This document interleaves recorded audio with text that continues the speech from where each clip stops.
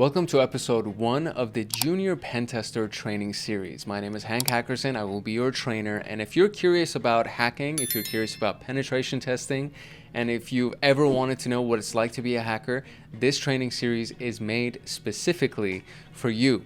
And we're going to be talking about what offensive security is. We're going to use all the different tools, and we're actually going to hack into computers and do all of those things inside this training series. So I think you'll get a lot out of it. I think it'll be super fun for you. And I did create a mini playlist a long time ago that has, I think, 10 videos in it, but I never did an A to Z foundational training series, and this is what the intention of this is. We're literally going to go from the very beginning, and then we're slowly going to graduate to the more advanced stuff. And this is one of the things that I've actually gotten a lot of requests from, hence why I started doing this training series. And we're using the TryHackMe platform. TryHackMe is used by a lot of universities to teach their students how to hack legally without getting into any kind of a trouble, because there are victim machines that we're going to hack into, there are attack boxes that we're going to leverage to be able to hack into them, and all of this is done in a controlled environment, so it's not a felony and we're not going to get arrested, which is really important, right? So you don't want to be a bad hacker where you actually commit felonies. You want to be a good hacker, you want to do it in a controlled environment, learn all the skills, and then a company will hire you to be a hacker. That's kind of like the whole purpose of this, right? So this room is called the Offensive Security Introduction. This video is called the Offensive Security Introduction. And this was developed by Ben, by the TryHackMe team, and Strategos, something like that. And so these are the people that we have to thank for this room. It is a free room that's available to anybody that just has a username and password with TryHackMe. There are over 400 free rooms that are available on TryHackMe that you'll get access to the victim machines, the attack boxes, all that stuff. And if you feel like paying the $12 a month, then you get access to everything else, all the more advanced trainings and everything like that. And I think it's not even a question in my mind of whether or not this is a valuable purchase. I think it's very important for you to do. I get nothing out of it. I just think that it's a really cool platform, and I've learned a lot from TryHackMe. So I encourage you to check it out as well. The outline for our video today is going to be what is offensive security, hacking into our first machine, and of course looking at some careers in cybersecurity. So this is the offensive security introduction, and then we will do in the next video the defensive security introduction, and then we'll do a dedicated video to all of the careers that you can do in cybersecurity, and then we're going to dive into the meat and bones of the Junior PenTester training series, and we're going to start using the various tools and the hacking and all of that good stuff. It's super fun. If you've ever thought about being a hacker, I'm telling you, this is so fun. It's more fun than you think it is, right? It's more fun than they displayed in the movies. It's one of those things that, I don't know, I nerd out about it. Maybe it's just me, but if you're watching this, I feel like you're also a nerd about these kinds of things, and you're going to get a lot out of it. So super excited to go through it with you, and I can't wait to read your comments to see what you got out of this whole training series. If you're serious about your SIEM education and want access to me on Discord, consider joining Hackaholics Anonymous. We have 4 tiers: the Supporter, Agent, Guardian, and Master. Each tier gets their own Discord server and early access to content.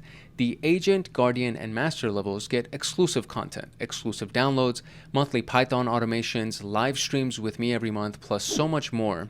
And to join, you can simply click the link in the description below, or you can go to our homepage and click the join button there, or you can go to youtube.com/@HankHacksHackers/join, and you will be able to join Hackaholics Anonymous. Now, without further ado, let us jump into the offensive security introduction. Chances are, if you have never heard of offensive security, the very first question in your mind is, what is offensive security?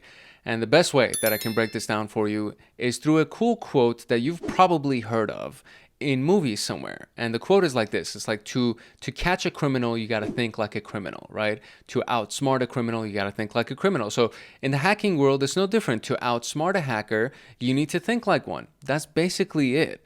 And this is the purpose of offensive security. It's the purpose of ethical hacking, the purpose of penetration testing. This is the core philosophy of offensive security. It involves breaking into computer systems or networks and exploiting software bugs and finding loopholes in applications to gain unauthorized access.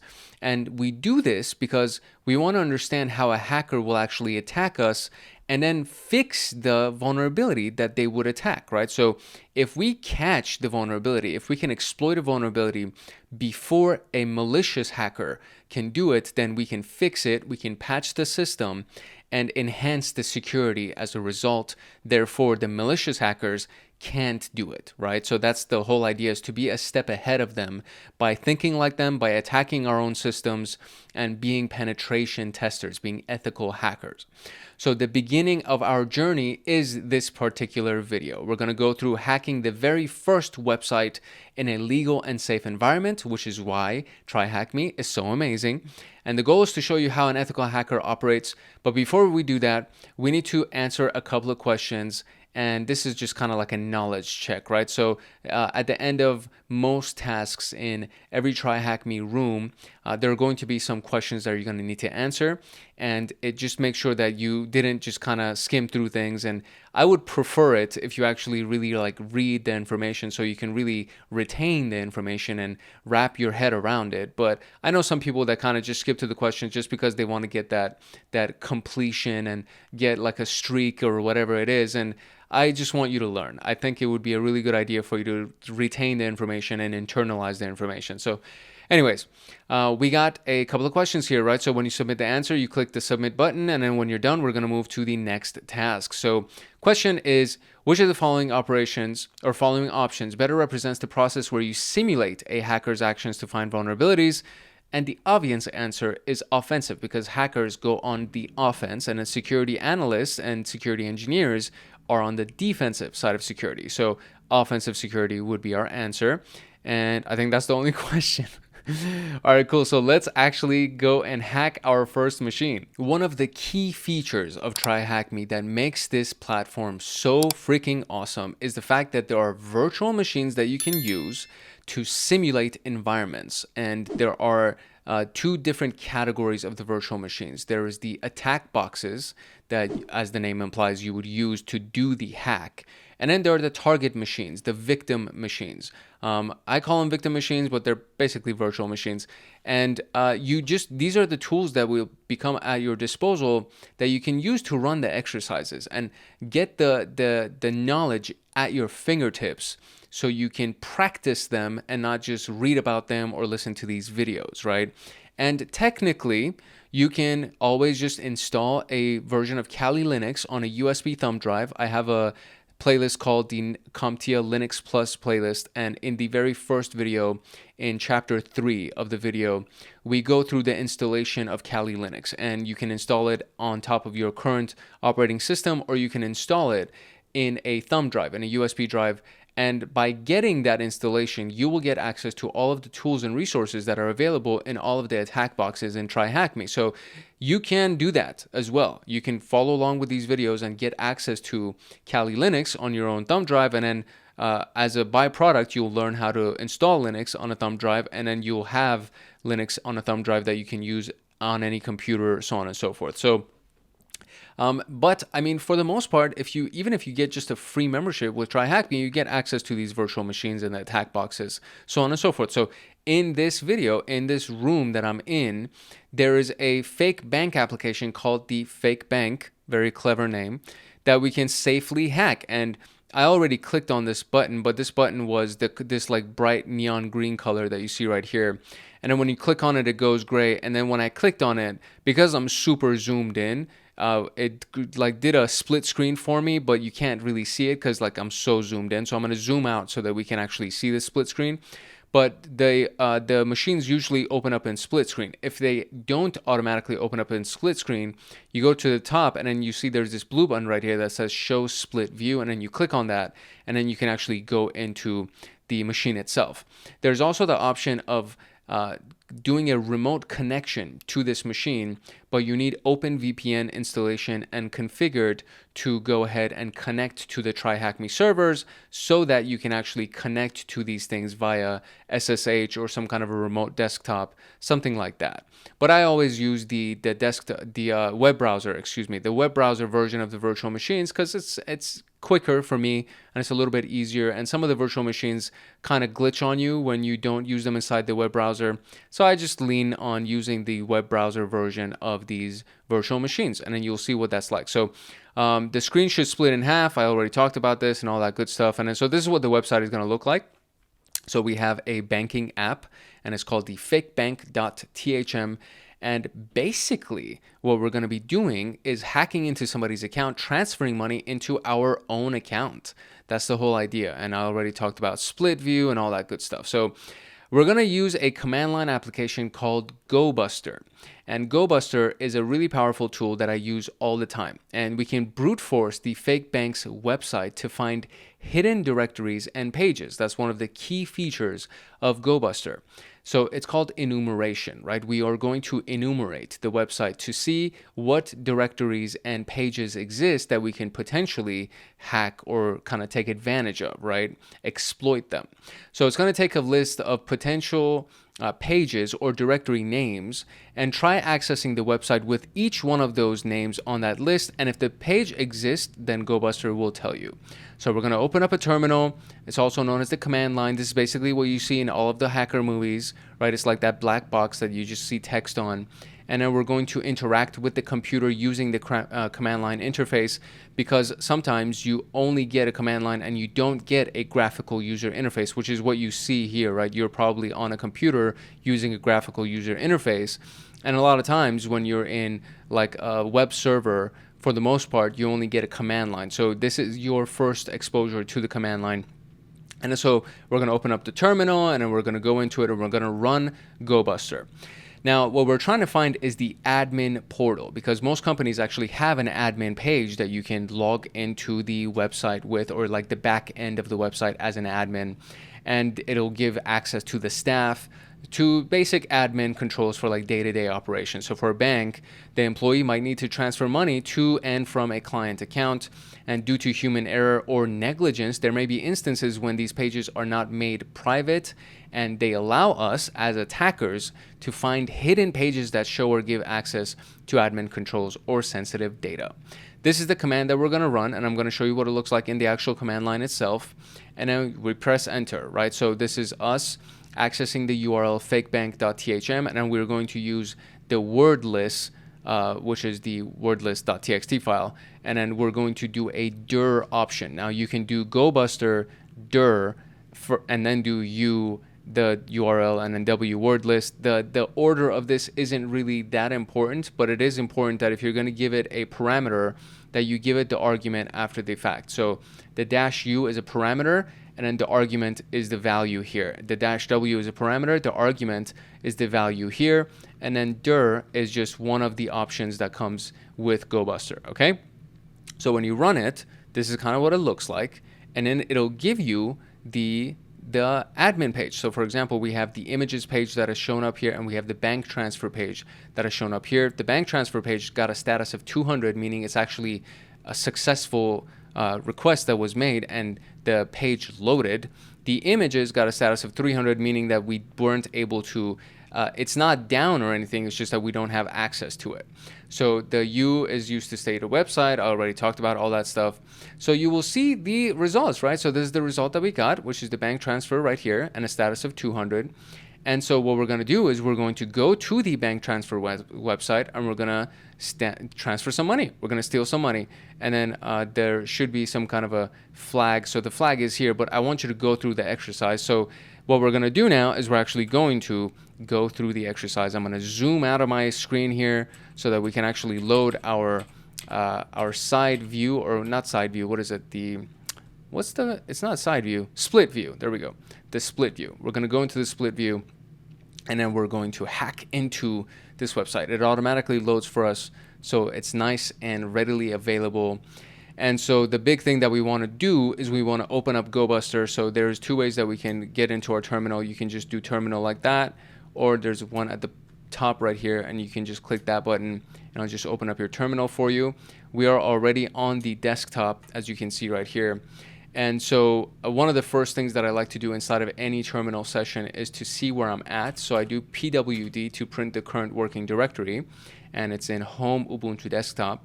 And then I will do an ls to list what is inside of the current directory. And so we see that we have the fake bank desktop, the mate terminal desktop, and then we have the word list. And this is going to be the word list that we're going to end up using with GoBuster. So that being said, what we're going to do is we're going to call on GoBuster. We're going to give it, I will do the dir command first, and then we'll give it the URL, which is the http fakebank.thm, right? I think that's what it was. Yeah, fakebank.thm. And then we're going to give it a word list, so it's the W command right here, and then I'm just going to do word list.txt. If the word list is not in your current directory, then you need to give it the full path to the word list, and then you can just do it like this, and then just make sure that the word list itself is also inside of the path. So basically it would look like this. So if it wasn't in my current directory, I would just do, home Ubuntu and then desktop, and then I would do wordlist.txt. That's assuming that it's not in the current directory that I'm at, and I just want to make sure that I do get access to that. And that's basically it. So GoBuster, dir, and then you give it the URL, and then you give it the word list, and then you press enter. And so, in this particular case, interestingly enough, I think I do have to use it exactly in the order that they had right here, which is putting the dir at the very, very end, which is just super freaking interesting to me. It's never worked like that, by the way. Like, I can always do dir first or whatever, but we'll just do it in the way that they've designed it. So GoBuster, the -u is going to be the http fakebank.thm, and then the -w is going to be wordlist.txt. Maybe it was like the word list path or something that I gave it. Maybe that was the issue, right? Because I did give it. See, the error that it's giving me is that the word list must be specified and the URL must be specified, but I did. I gave it the URL, which is right here. It's even clickable, and then I gave it the path to the word list. So maybe it's because I gave it like the full path to the word list or something, but I'm telling you, like, you got to take my word for it. When you are not in a very basic room like this one right here, which is all the other rooms inside of TryHackMe, you can actually run it just like this and it will work. So I think they wanted to keep the format very specific in case they're dealing with like brand new beginner people, which might be you that's watching this. So we're going to do it exactly as they want us to do it. And then we're going to press enter. There you go. And then GoBuster is running. And then now we can see right here that we have the images. That's the very first one. And then we have bank transfer. That's another one that loaded for us. And we're at 83%, 90%, 99%. And now we are finished with our scan. So, okay, perfect. So the URL now is bank transfer. So what does that mean? That means we go to our browser, and then we go over here, and we just add bank transfer to the end of this, right? So bank transfer, press enter, and then now we are in the admin portal of the website where it says send from bank account number, send to bank account number, and then send something in thing. So what is my bank account number? I don't even know what it is. What's my bank account? There we go. So 8881 is my bank account number. That's the account that I'm transferring to. And so we're going to do 8881 is what we're transferring to. Now, who's our victim's account that we're transferring from?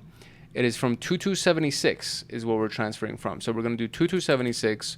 We're robbing that person. And we're going to transfer it to our own account. And they said transfer $2,000. Let me see if I can transfer like 5,000. I wonder. Let's transfer, send money. Transfer completed. I was able to transfer 5,000. So there we go. We transferred $5,000 from that person's account. So now we can go to fake bank again. And then we can see that we are no longer negative 1,200. We are officially positive $3,700 because instead of doing a $2,000 transfer, I got greedy and I put $5,000 into my account. And so here's the flag, right? This is what they wanted you to find, which is the bank hacked, which is the answer to the answer that we have right here. So great. So there we go. We got our answer, and officially we were able to do our very first website hack using a tool called GoBuster. And GoBuster is available when you download Kali Linux, and when you install Kali Linux, it comes pre-installed on Kali Linux. So this is one of those tools that is available pretty much to everybody that installs Kali Linux, and now you know how to use it. You know how to actually run it and use a word list to try to find the domains that potentially can be used to hack into a website. So that's cool. All right, let's talk about careers in cybersecurity. All right, so before we talk about careers in cybersecurity, what we're going to do is we're going to tear down our machine, and there's a button right here, the terminate machine button. There's also one at the top of the screen that says terminate in red, and so we're going to terminate our machine, and now we are good. What you are limited to, I think you can only do 2 virtual machines at a time. So if you forget to tear down a machine, you will be prompted on the screen that you need to go ahead and close out the machine that you used in a different room or something like that. So you can have 2 virtual machines in 2 separate rooms open at any given time before you get that error message. So how can we start learning? People often wonder how others become hackers or security consultants or defenders, which are security analysts fighting cybercrime. And the answer is simple. You break it down. You learn an area of cybersecurity that you're interested in. I really like hacking and pen testing, and regularly practice using hands-on exercises like this stuff that we just did right now. So you build a habit of learning a bit each day on TryHackMe, and you'll acquire the knowledge to get your first job in the industry. You can definitely do it. I have done it, so I know you can do it as well. And I was pretty much a brand new person in January of 2023. And I stuck to it. I did a bunch of training myself. I studied to get my CompTIA CYSA certification, and that video training series is going to also come out in the upcoming weeks. I'm going to do CompTIA CYSA Plus. Currently, we are doing CompTIA's PenTest Plus, and every episode from that training series is going to come out every Friday. So we have the CompTIA PenTest Plus, which is a little bit more advanced of a conversation in pen testing, which is why I really wanted to do the junior pen tester. So for people who really don't know, we can kind of really start from the very, very basics. And so once you get these things under your belt, once you have the practice under your belt, then you can go ahead and build a portfolio and a GitHub repository that holds all of your scripts, and you can do security audits and put those in your portfolio. And there are so many different things that you can add to your resume apart from saying, hey, I know how to do X, Y, and Z. You can actually show it. And this is one of the reasons why I really encourage all of my students, build a portfolio, start a Google document, Google Drive folder, and then start stacking all of your stuff inside of that Drive folder, and then share that Drive folder in addition to your resume with all of your job applications. And sooner than later, if you are consistent, right? You can't be haphazard. You can't go in and out with this. Like, you got to be consistent with it, dedicate some kind of a schedule to it. And then later, next thing you know, you'll actually get a job. So it's not hard. It's not complicated to do. It's just, it takes consistency. It takes discipline. And I think it's very important for everybody to understand that specific element of it, right? You can't just do it once a month. I would say 2 or 3 times a week would be really, really solid to log into TryHackMe, go into one of the rooms, or just follow along with this playlist. And every room that I do, you do the room, right? Every time that a video comes out, you do the room that's associated with that video. And then next thing you know, in a month or 2, you'll be done with the junior pen tester pathway, and then you can go into the SOC level 1, because I already have the SOC level 1 playlist. So you can go along with those. I have the SOC level 2 playlist as well. There's the CompTIA Linux Plus, CompTIA Network Plus, CompTIA PenTest Plus that we're working on right now. Security Plus is already on this channel as well. So there's so many playlists that already exist on this channel, and I'll show you how to find them, that you can just take advantage of to really, really to make sure like all of your skill sets very well rounded. So there's a couple of success stories that are here. Somebody that went from a construction worker to a security engineer. Cassandra went from a music teacher to a security professional. Brandon used TryHackMe while at school to get his first job in cyber. So there's a lot of success stories, including my own, that will give you confidence that you can use TryHackMe, do your practical studies, as well as the lectures that you'll get from these videos as well, and maybe some self-studies, go install Kali Linux, do all those things. And I feel very confident that you will get the job that you're looking for. So on the security, offensive security side, penetration tester is kind of like the end result of it, where like you're responsible for testing technology products for finding exploitable security vulnerabilities. So a penetration tester is a fancy way of saying you're a hacker. So you're just hacking into the systems and you get paid to do it, which is really fun. And then you have the red teamer, who plays the role of an adversary. So there's the blue team, which is defensive, and then there's the red team, which is offensive, right? So a penetration tester is on the red team. And so somebody who's on the red team may not necessarily be a pen tester, but they play the role of an adversary, attacking an organization and providing feedback from the enemy perspective. And then we have the security engineer, which is on the defensive team. They're on the blue team, and they design, monitor, and maintain security controls, networks, and systems to help prevent cyber attacks. So security engineers work closely with people on the red team because the stuff that the red team finds is reported to the security team, the defensive team, and the security engineers go ahead and fix all of those vulnerabilities that the red team was able to exploit. And then you have people who are in digital forensics, who are in part of investigation and incident response. And then you have people who are security analysts, you have the junior analyst, you have the people on the SOC team, which is the Security Operations Center. And we're going to talk about all of this stuff when we get into the careers pathway or the careers video.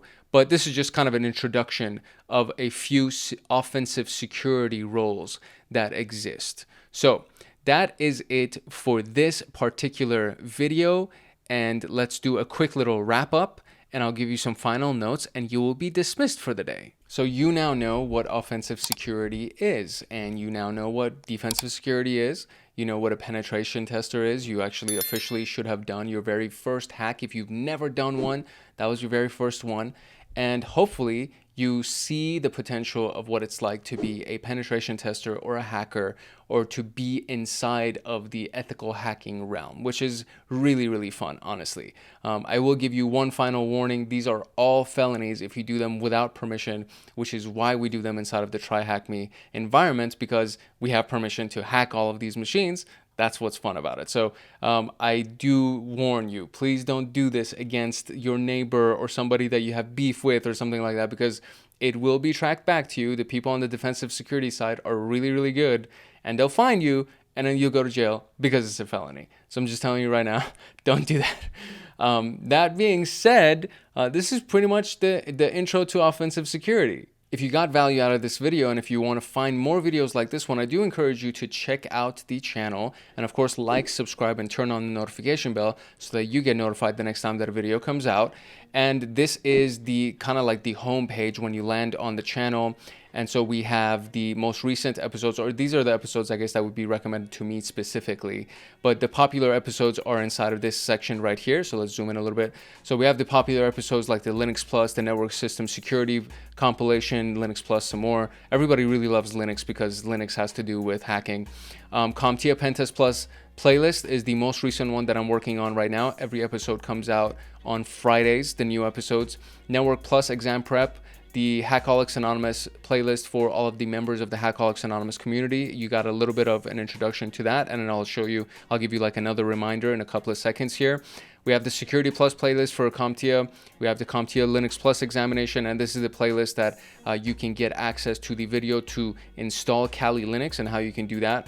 There's a Cybersecurity 101 pathway, which is another really, really popular pathway. So the junior pen tester is kind of on offensive security. CySec 101 is a little bit all-encompassing, and it talks about defensive as well as offensive security. So if you have no introduction to cybersecurity at all, it would be junior pen tester that you would go through, as well as Cybersecurity 101. And then there is the members only videos that are down here. Obviously, there's the SOC level 1 playlist right here, SOC level 2, and security engineering. So there's a lot of stuff. There's a lot of stuff on this channel, and there's new content coming out weekly, multiple times a week. So if you have not done so already, make sure that you like, subscribe, and turn on the notification bell so that you get notified the next time that video comes out on this channel. And of course, drop a comment or say hi or whatever. If you have any questions, make sure that you drop a comment below. If you're serious about your SciSec training and want access to me on Discord, consider joining Hackaholics Anonymous. We have 4 tiers: the supporter, agent, guardian, and master. Each tier gets their own Discord server and early access to content. The agent, guardian, and master levels get exclusive content, exclusive downloads, monthly Python automations, live streams with me every single month, plus so much more. And to join, you can simply click the link in the description below, or you can go to our homepage and click the join button there, or you can go to youtube.com/@HankHacksHackers/join, and you will be able to join Hackaholics Anonymous. I hope I see you in the Discord chats. If not, I hope I see you in the comment section. And that is it for today. It's your boy Hank Hackerson at Hank Hacks Hackers, your favorite network and system attacker / protector. If no one else loves you, Hank loves you. Love, peace, and chicken grease. And I will see you in the next video later. Welcome to episode 2 of the Junior PenTester training series. My name is Hank Hackerson, your trainer for today. And in today's video, we're going to go over the defensive security introduction. As always, we're going to be using the TryHackMe platform because it's really awesome and it gives us virtual machines and a lot of really cool things to use to gain more knowledge and practice. And this is a free room that's available to anybody, and they have over 300, maybe 400 free rooms that are available if you just open an account with an email and a password. So very, very powerful platform. This specific room was created by Strategos, something like that, and A Rebel. So A Rebel is a little bit easier to pronounce. Very, very, very grateful to them for creating this room for us and providing a platform for us to learn and practice and all those good things. And the overview that we got is introduction to defensive security, areas of defensive security, and of course the practical example at the very end where we actually get to implement some of the stuff that we learned using one of the virtual machines inside of TryHackMe. So go ahead and create an account if you haven't done so already, and let's get into it. If you're serious about your SIEM education and want access to me on Discord, consider joining Hackaholics Anonymous. We have 4 tiers: the supporter, agent, guardian, and master. Each tier gets their own Discord server and early access to content. The agent, guardian, and master levels get exclusive content, exclusive downloads, monthly Python automations, live streams with me every month, plus so much more. And to join, you can simply click the link in the description below, or you can go to our homepage and click the join button there, or you can go to youtube.com/@HankHacksHackers/join, and you will be able to join Hackaholics Anonymous. Now, without further ado, let us jump into the defensive security introduction. Okay, in the last video, we learned about offensive security, which is the intention of identifying and exploiting system vulnerabilities to enhance security measures. And this includes exploiting software bugs or system bugs or the network, or leveraging insecure setups and infrastructure, and taking advantage of unenforced access control policies, among so many other strategies. There are so many different ways that you can hack into a network or a system. You can even hack human beings if you really want to. The red team and the pen testers on the red team specialize in offensive security techniques. In this video, we're going to talk about the counterpart, which is the defensive security team, and it's concerned with preventing intrusions from occurring and detecting intrusions when they do occur and responding appropriately. And there are a handful, probably like a half a dozen categories of roles that exist in defensive security. And then there's about a half a dozen categories of roles that exist in offensive security. And so the blue team is a part of the defensive security landscape, and then the red team is a part of the offensive security landscape. So some of the tasks that are related to defensive security are cybersecurity awareness, right? Training users about cybersecurity helps them to protect against attacks targeting their systems, and to really prevent them from getting hacked. That's kind of one of the big things, to train the people in your company about what potentially can happen, because a lot of people are not going to be inside of the IT team or the security team, and you want the brand new person that comes in to know, hey, don't do these silly little things that will actually get our network hacked and then we're going to get screwed. So please just be aware, right?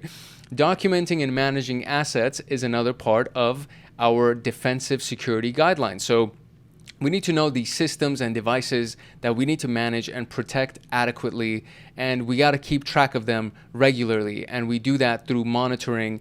And when we do notice that they're out of date, right? So if they're not updated, we need to make sure that we update them. If they haven't been patched, if we actually find a vulnerability, or if the security team finds a vulnerability, the offensive security team finds a vulnerability, we need to patch those things and update them right away so that computer servers and network devices are correctly updated and patched against any known vulnerabilities, also known as weaknesses. And then we need to set up preventative security devices. For example, firewalls, and intrusion prevention systems. These are critical components of preventative security. And firewalls control what a network traffic can go inside and what can leave the system or the network. And IPSs, intrusion prevention systems, detect or block any network traffic that matches present rules and attack signatures. So it's a more advanced version of a firewall, if you want to think of it that way. Then you set up logging and monitoring devices, so you are continuously monitoring the systems and the network. So this is one of those things that security as a core concept is not a one-time thing. It's a continuous thing. And so there's continuous monitoring and there's continuous logging. So network logging and monitoring are essential for detecting malicious activities and intrusions. If a new unauthorized device appears on the network, we should be able to detect it. And then when you go into digital forensics, right, and investigations, logging is so important because they can backtrack what was actually done inside the network and inside the systems and find out who did it and what they were after and what type of damage was done, all of that good stuff. So these are the categories that all fall under blue teaming or defensive security. So there's more to it, obviously. These are like the more popular categories, but there's the whole team that's dedicated to defensive security and specifically the analysis and monitoring of everything. And that is the Security Operations Center, known as SOC. And so there are two playlists on this channel. There's SOC 1 and then there's SOC 2. And as you can tell, SOC 1 is kind of more the introduction to it, and SOC 2 is the more advanced version of security operations. And security operations, or SOC analysts, I should say, that's a very common role, very popular role, and junior SOC analyst or junior security analyst would be more of an introductory role into the defensive security side of things. Threat intelligence, digital forensics, and incident response, these are the people that work inside of the investigation type of the team. So digital forensics is more investigation after the fact of the hack being done and taking place, and incident response is during the hack taking place. So when an incident occurs, the ability to respond to it in a timely fashion to prevent it from escalating and people robbing your systems and doing all these crazy things, that's what incident responders do. And digital forensics, again, is like after the fact. And then malware analysis it's like a monster. I'm not that great at looking at source code. I'm fairly decent with Python, but source code a lot of times is written in C for malware, C or C++, and I'm not that great at C++ or C++. So it's like those things are a little bit out of my skill set, but I'm learning, right? I'm getting better at it. It's just that malware analysis is like a monster when it comes down to security teams and defensive security people. And the people who can reverse engineer malware are freaking geniuses, in my opinion. I think they're amazing. So if that's you, if you can do that, then you're freaking amazing. So which team focuses on defensive security? That would be the blue team. And which team focuses on offensive security? That's the red team. So let's talk about the areas of defensive security. In this section, we're going to cover the two main topics that are related to defensive security. We have the SOC, the Security Operations Center, where we cover threat intelligence and just analysis and monitoring and things like that. And then we have digital forensics and incident response, where we also cover malware analysis. And these are the people, again, so this is after the fact when you're doing investigation. This is during the fact when the incident is actually occurring and you're responding in real time. So Security Operations Center, the SOC, is a team of cybersecurity professionals that monitor the network and the systems and all the assets and all of that stuff to detect malicious cybersecurity events. Some of the main areas are vulnerabilities. So whenever a system vulnerability or a weakness is discovered, it's pertinent to fix it by installing a proper update or a patch. When a fix is unavailable, the necessary measures should be taken to prevent an attacker from exploiting it. And then you got to have a conversation with the stakeholders and management and be like, hey, listen, this is what's going on. We need to figure this out. We need to do what's going on because there's no fix available for this. So maybe we need to just get brand new systems and updated system. I don't know what it is, but there's a risk, right? So although remediating vulnerabilities is vital to a SOC, it's not necessarily assigned to them, right? Policy violations is part of the, the data loss prevention people, part of audit, part of management. All of these things kind of fall under policy violations. So security policy is the rules that are required to protect the network and the systems. And it might be a policy violation if users upload confidential company data to an online storage service. It's like, don't do that, bro. Don't upload anything confidential. Don't email anything confidential to anybody unless it's properly encrypted or something like that. You only use our internal storage. You don't do anything that has to do with confidential stuff. Don't bring your personal device and connect it to the Wi-Fi at work and then go visit these malicious websites because you click on something while you're connected to the Wi-Fi. Now that thing could go from your personal device through the Wi-Fi network and connect to one of our work devices. And again, we are screwed. So don't do these types of things, right? Unauthorized activity. So consider the case where a user's login name and password are stolen and the attacker uses them to log into a network, and the SOC must detect and block such an event as soon as possible before further damage is done. And then there is network intrusion. So you can have amazing security, but there's some form of a chance of an intrusion. And sometimes it's just the human beings that are the weakest link. Actually, a lot of times it's the human beings that are the weakest link, that they just click on something that they shouldn't have, and now they've exposed the entire network.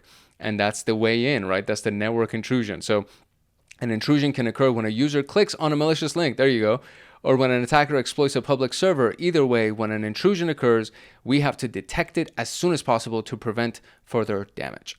So security operations cover various tasks to ensure protection, and one of them is threat intelligence, right? Gathering intel about all of the different threats that exist in the security landscape. So intelligence, also known as intel, refers to information that you gather about actual and potential enemies. A threat is any action that can disrupt or adversely affect a system. Threat intel collects information to help the company better prepare against those adversaries and those threats. The purpose would be to achieve a threat-informed defense. Different companies have different adversaries. Some adversaries might steal customer data from a mobile operator. Some adversaries are interested in halting the production in a petroleum refinery. Some adversaries include nation-state cyber armies that work for political reasons, and a ransomware group that's acting for financial purposes. They hold you at ransom, and until you pay them, they won't decrypt your data. So based on the company or the target, right? So based on the company that you work for, you can expect different types of adversaries. So if you work for a government, you can expect a different type of adversary than somebody who's in the private sector that makes a lot of money. For example, a bank or something like that, right? So, or a casino, or there's just so many different types of targets. Therefore, there will be different types of attack vectors, different types of malicious actors, right? So intelligence needs data. Intel comes from data, basically. Data is collected, it's processed and analyzed, and it could be from local sources like your actual network logs, or it could be from sources like forums or the MITRE ATT&CK framework, which we're going to cover in depth. There's multiple videos on this channel already about the MITRE ATT&CK matrix and the framework and all of the things that are available through MITRE. There's the NIST databases. There are so many different databases where you can gather threat intelligence.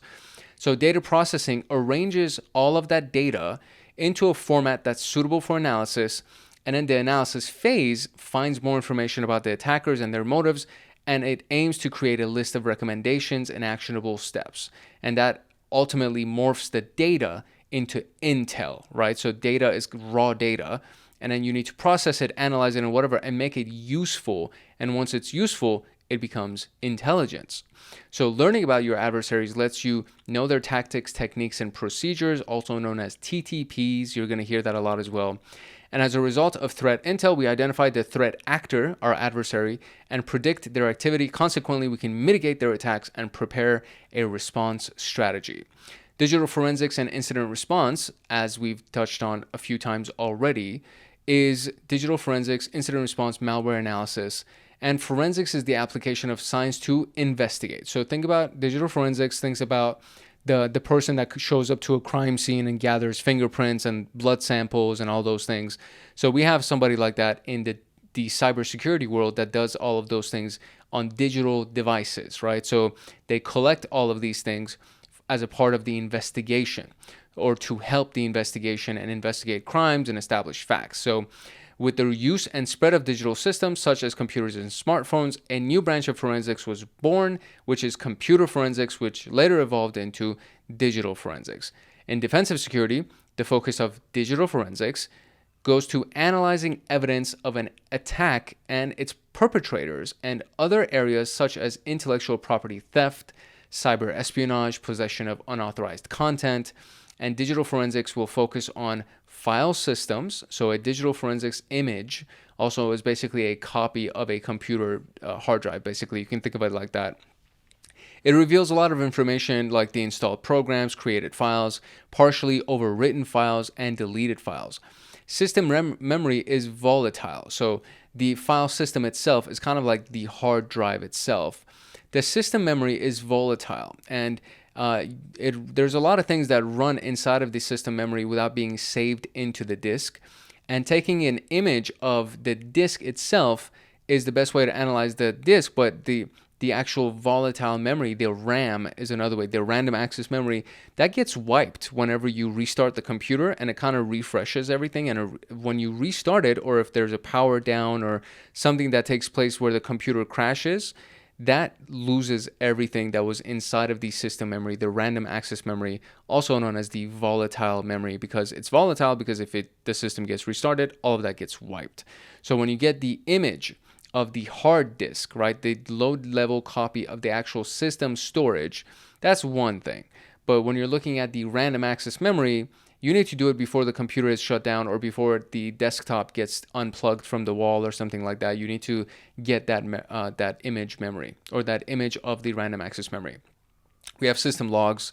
So every client, which is known as the computer, and the server, which is another computer, it's just it acts on a larger level and it serves data to the client. So your laptop or your phone is the client, and it's receiving data right now from the YouTube servers, right? So that's the interaction that takes place anytime that any two computers are communicating. One of them is a client, the other one is a server.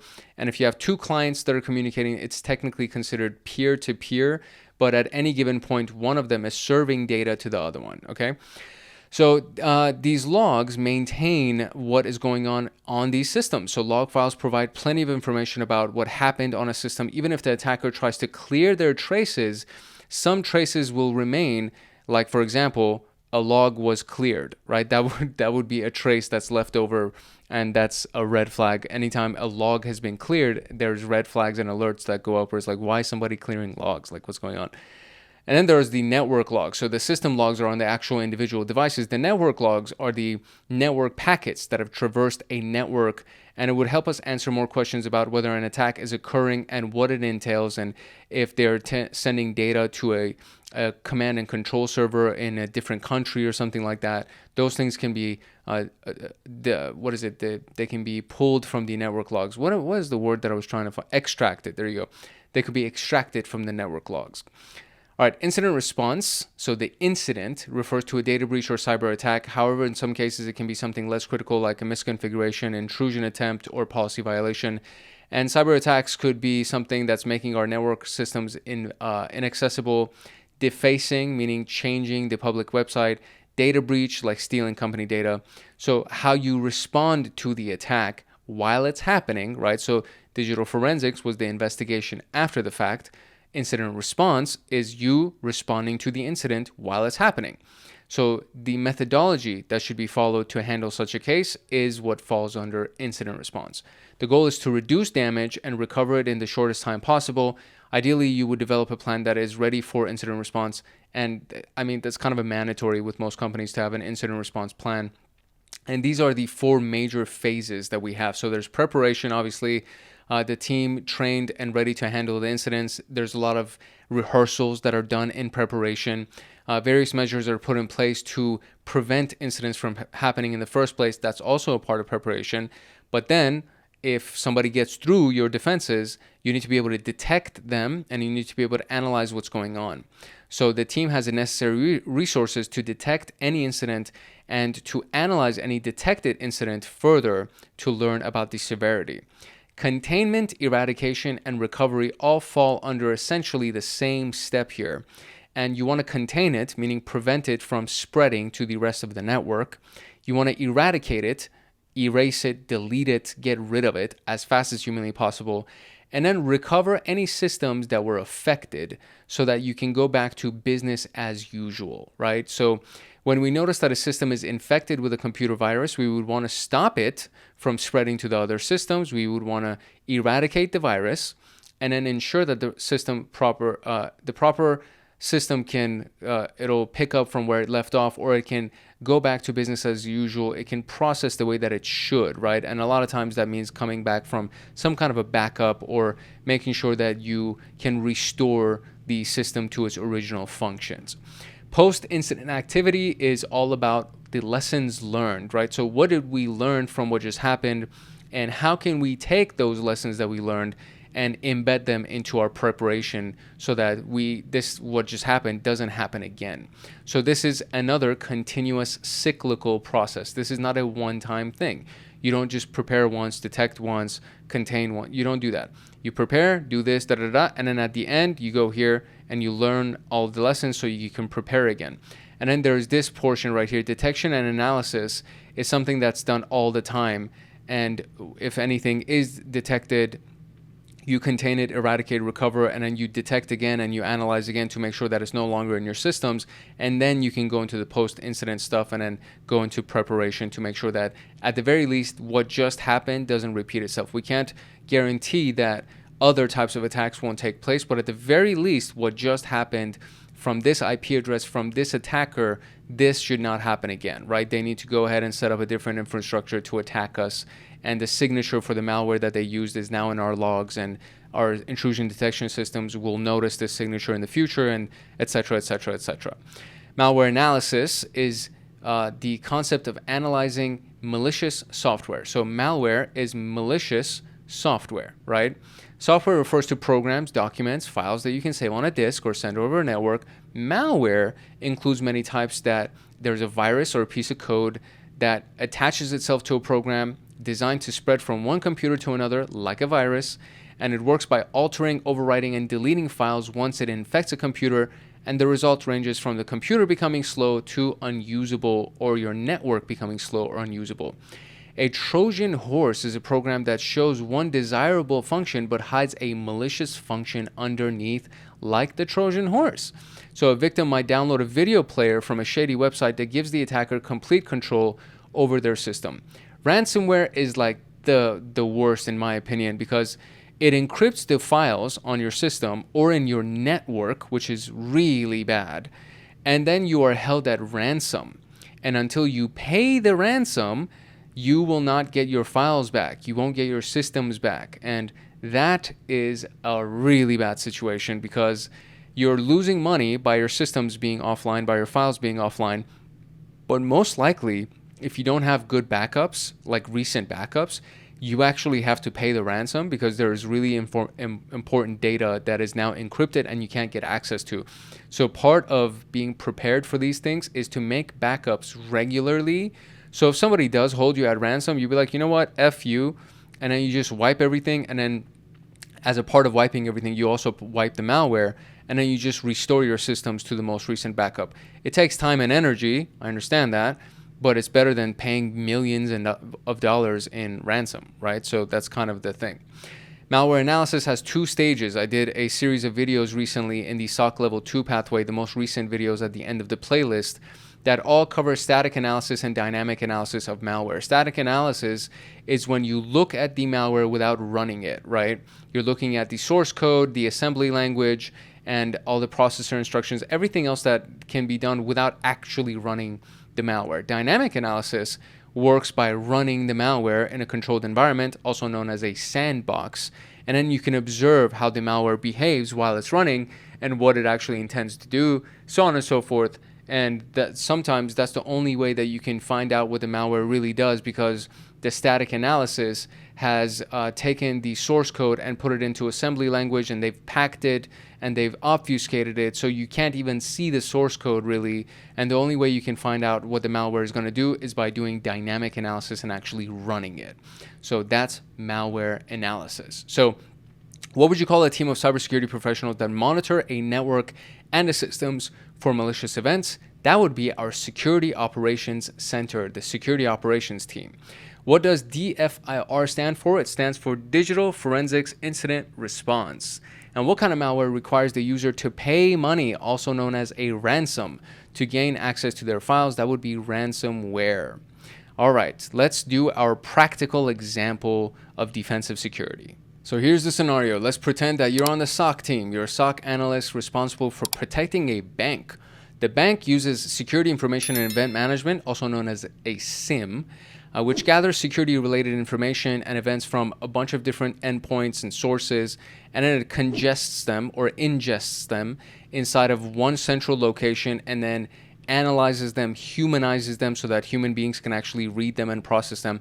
And then if it finds anything suspicious, an alert will pop up, right? So Bob made 5 failed login attempts. That could be an alert, right? Charlie logged in from a new location.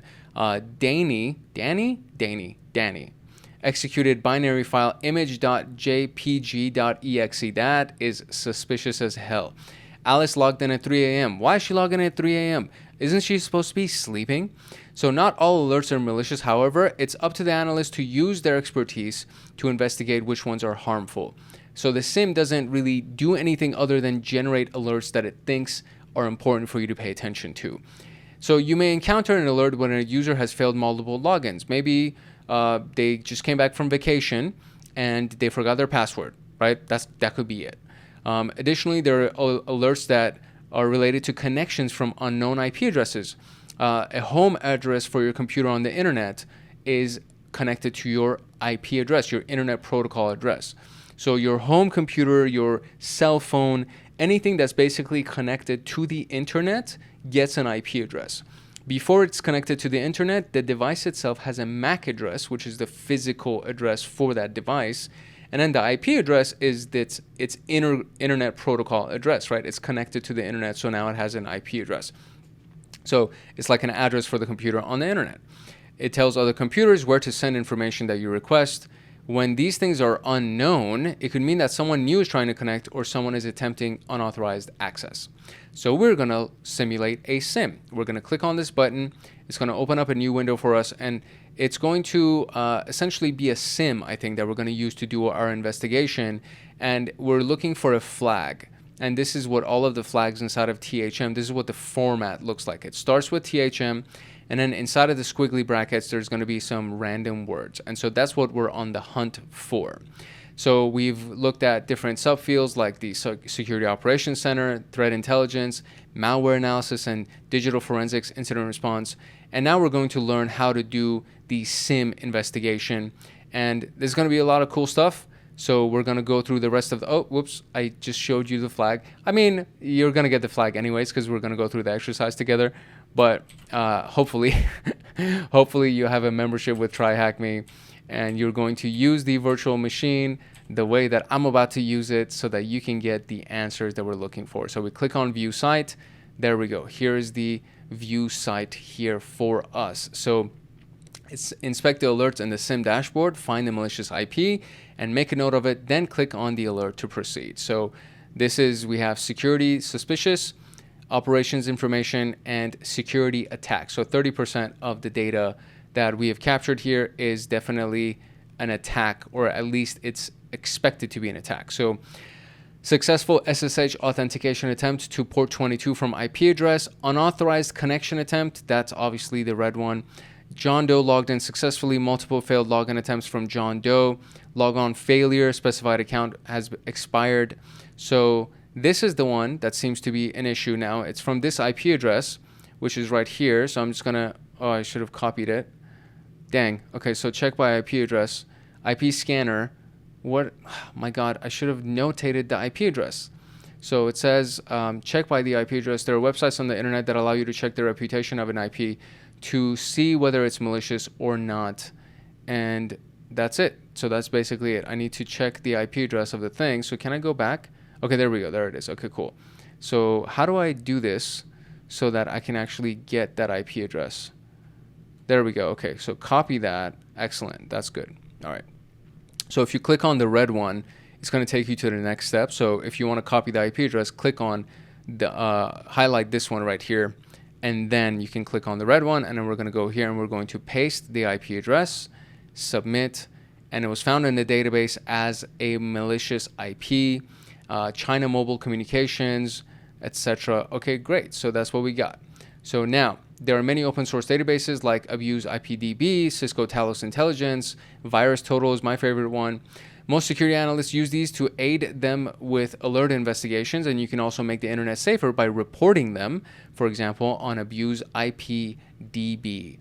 So now that we know this, we need to recommend it. So do we send it to the sales exec, security consultant, information security architect, or the SOC team lead? So security consultant is kind of like really high level, and information security architect is somebody that's more on the kind of like the engineering team. So we're working on the SOC team. We're in the SOC center. So what we're going to do is we're going to send it to our team lead. And now we got the permission to block that IP address, and we can go ahead and add it to the firewall here. So these are all the IPs that are already on the block list. So we're going to go ahead and paste that IP, block it, and now we have the flag, and there you go. That was it. That was like a simulated SIEM environment. So it wasn't very difficult, and usually that's what it's like when you use a SIEM, because the SIEM makes your job easy. Instead of you having to read line by line through a freaking log, which is very boring and it's very tedious and it hurts my head, honestly. Instead of doing that, you just use a SIEM, and the SIEM helps you ingest and digest the data, and then from there you can try to parse through it and see what is malicious and what is not. So now you kind of know what it's like to be on the defensive security team, right? You're not necessarily a hacker, you're not necessarily a pen tester, but it's a very, very important job. And it's something that is usually the introduction to cybersecurity. So when you go into CySec, most likely the first role that you will end up getting is a junior security analyst. But to be a really good security analyst, you need to understand hacking and pen testing, which is why we're doing the Junior Pen Tester training series. So we have gone through the intro to defensive security, the areas of defensive security. We've gone through a practical example of what it's kind of like to use a SIEM tool. And hopefully this was actually valuable to you and you learned something from it. If you did learn something from this video, and if you want to stay in tune for all the future videos, I do encourage you to like, subscribe, and turn on the notification bell so that you get notified the next time that a video comes out on this channel. And go check out all the videos that are on the channel. So literally there are we have over 360 videos. Probably by the time that you see this, it's going to be more than 360 videos. But there's a lot of videos on this channel. And so you have the popular ones that are right here, like the Linux videos, which have been very, very popular because people really love Linux in the hacking community. There's the Python for cybersecurity. This is a very, very good video. If you don't know Python, it goes from the very beginnings of how to install Python, how to create your first program, and then it gradually moves into how to build an algorithm for Python or for cybersecurity. And so we have the playlists that we're currently working on right now, which is the what do we have? We have the PenTest Plus playlist. That is kind of the more advanced version of what you're going through in the Junior Pen Tester, which is this playlist. And the PenTest Plus videos come out every Friday, and it's based on CompTIA's guidelines for the most recent version of the exam, which is the PT0003, which is the 2025 version of the exam. I don't know when you're watching this video, it could be in 2030 or something. So we have the CompTIA Network Plus exam, Python for Hackaholics Anonymous, which is our membership community, the CompTIA Security Plus exam, Linux Plus exam, Cybersecurity 101. So if you're in Junior Pen Tester, most likely you will also get a lot of value from CySec 101. And then the members only video section right here, the SOC Level 1 playlist, SOC Level 2 playlist. We just talked about the Security Operations Center. So these are the videos that are dedicated to those groups of people. And then of course we have security engineering, which is a little bit more advanced in the defensive security side of things. So there's a lot of stuff that's available for you. Feel free to follow along with me on Junior Pen Tester as we go through all the Try Hack Me rooms. Of course, feel free to do some independent study with everything else that's available. Drop a comment in the comment section below if you have any questions for me or if you just want to say hi. And of course, make sure that you like, subscribe, and turn on the notification bell so that you get notified the next time that a video comes out on this channel. And if you're serious about your SciSec education and want access to me on Discord, consider joining Hackaholics Anonymous. We have 4 tiers: the supporter, agent, guardian, and master. Each tier gets their own Discord server and early access to content. The Agent, Guardian, and Master levels get exclusive content, exclusive downloads, monthly Python automations, live streams with me every month, plus so much more. And to join, you can simply click the link in the description below, or you can go to our homepage and click the join button there, or you can go to youtube.com/@HankHacksHackers/join, and you will be able to join Hackaholics Anonymous. I hope I see you in the Discord chats. If not, I hope I see you in the comments section. And that is it for today. It's your boy Hank Hackerson at Hank Hacks Hackers, your favorite network and system attacker/protector. If no one else loves you, Hank loves you. Love, peace, and chicken grease. And I'll see you in the next video later. In episode 3 of the Junior PenTester training series, we're going to talk about the careers in cybersecurity. And this is going to have a pretty big list, or I would say a pretty diverse list of career options that are available for you. And it's nice to be able to get this at the beginning of your learning path, assuming that you're just starting your learning path, because you get to customize your learning path to the career choice that you would want to make and to the specialty that you would want to go into, because there are specialties in cybersecurity just like pretty much every other field.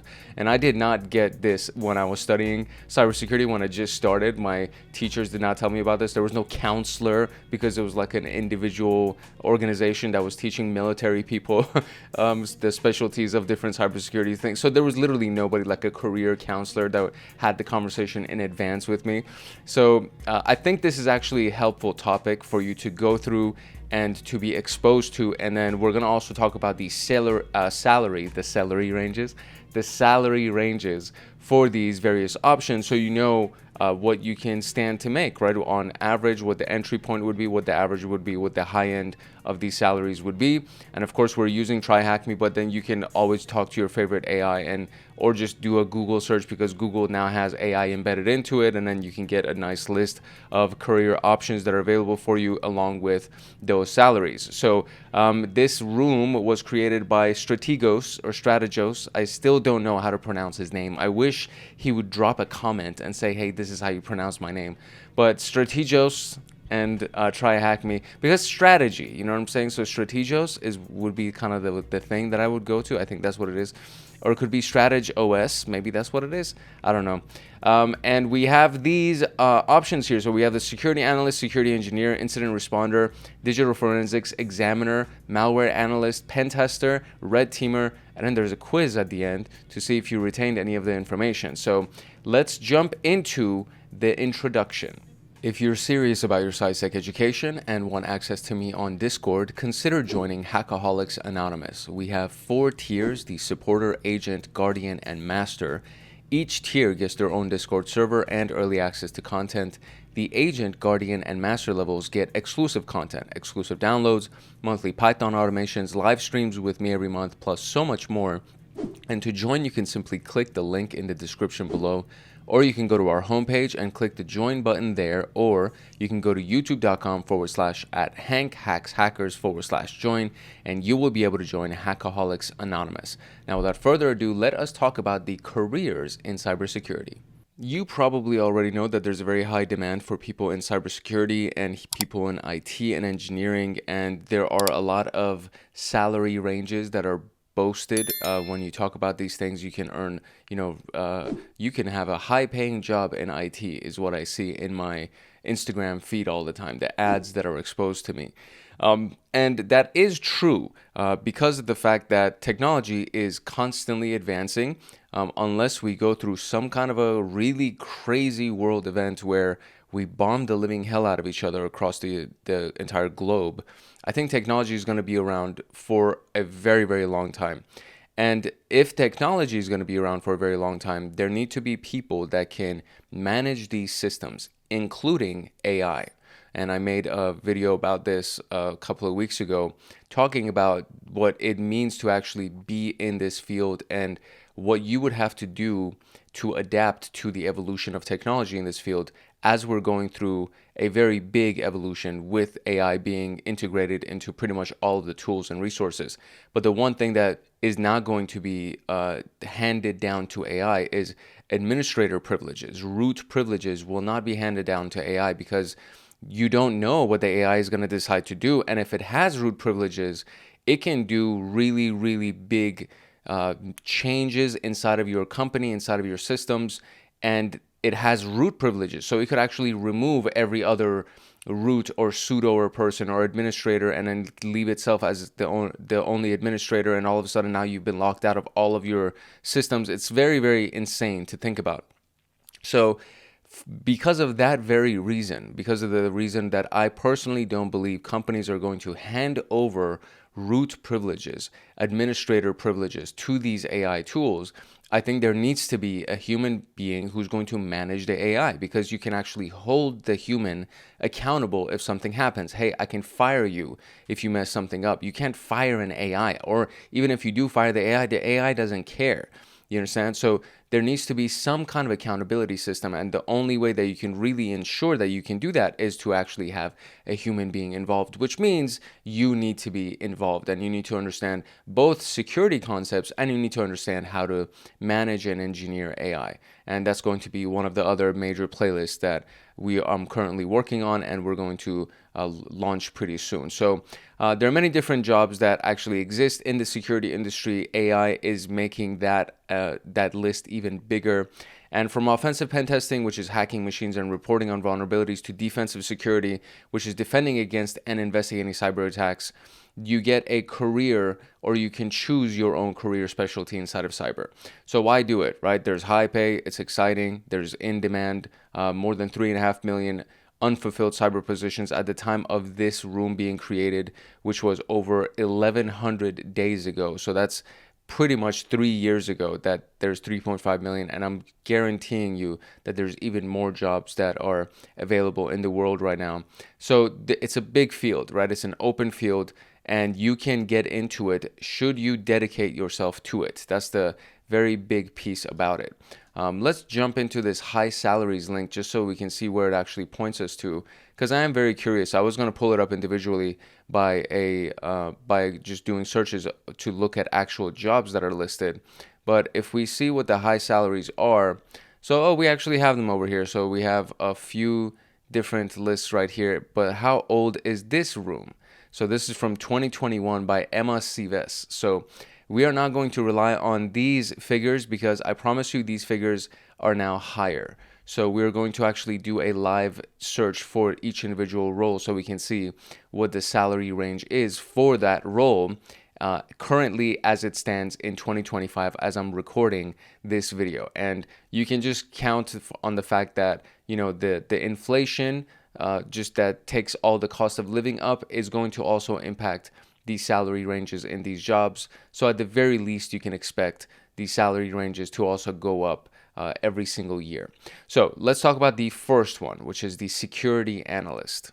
The security analyst, demonstrated by this very cool graphic. I actually really love this graphic. This is very cool. The graphics that are inside of TryHackMe are pretty legit, dude. I don't know who these people are that develop them. Are really awesome. Security analysts are integral to constructing security measures. Analysts explore and evaluate company networks to uncover actionable data and recommendations for engineers to develop preventative measures. Their responsibilities are working with various stakeholders to analyze, right? So analysis, just keep that in mind. You are somebody who is analyzing what's going on in the network, right? So you analyze the cybersecurity throughout the company. You compile ongoing reports about the safety of networks, documenting security issues and measures taken in response. You develop security plans incorporating research on new attack tools and trends and measures needed across the teams to maintain data security. And I will say that there's also the concept of the SOC analyst. So it's not just a security analyst that will do these things. There's the SOC analyst who's in the security operations center, who is looking at traffic in real time and looking at all the activity inside of the network, and they are analyzing the activity inside of the network to see if there needs to be something that they need to report to these stakeholders, right? Because they're going to be working with various stakeholders in management and upper management to get an understanding of the security requirements on the landscape. So the learning paths that are available inside of TryHackMe are the pre-security paths, Cybersecurity 101. This playlist is completed and it's on this channel. And SOC Level 1 is also completed and it's on this channel. So you can find those individual playlists that there's a video for every single room inside of these two pathways. And you can use those to truck along with your education. And then there are relevant career guides that also exist. And I want to say that these are also inside of TryHackMe. Yes, they are. The Cybersecurity Analyst Career, average salary $80,000. That one makes a little bit more sense because the other one was actually pretty low. So there's the learning path associated with it, and then there's the, well, what am I doing? There's the content that's associated with it. So these are actually very, very handy. So the careers hub inside of TryHackMe will actually give you these various career guides that you can use. So becoming a CySec analyst, how to become a level 1 SOC analyst, day in the life of a SOC analyst, ultimate SOC level 1 analyst interview guide, and this from student to SOC analyst, the success story. So that's kind of a testimonial. So we already actually saw that quick little snapshot where it said that it was an $80,000 in USD at least salary range that was available for the security analyst. But if we do security analyst salary average United States, let's say, because this also varies based on the country that you're in. And so this is I mean, it's higher than what was listed on there, right? So the average salary for a security analyst in the US is approximately $107,334 per year, according to ZipRecruiter. And obviously, it can have a low range and a high range. So the average is 107. On the 25th percentile, on the low end, you have 91,000. On the high end, you have 130,000. The top earners get up to $170,000, which is approximately $61 an hour. Entry-level security analysts with less than 1 year of experience can expect an average of $66,000, which is, I think, what is very practical.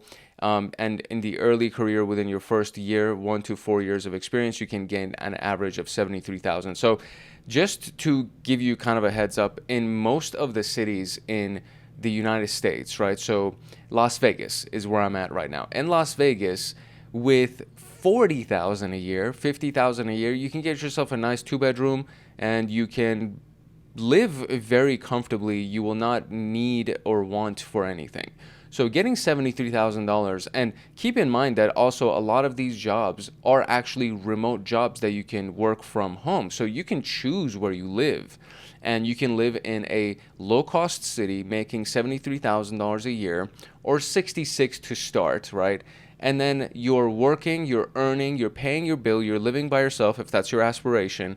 And then what happens is that all of that extra money, so let's say $1,500 a month is going to be your rent. That is what? $12,000, that ends up being $18,000 a year. So $18,000 a year would end up being your rent and your utilities, and then you have everything else.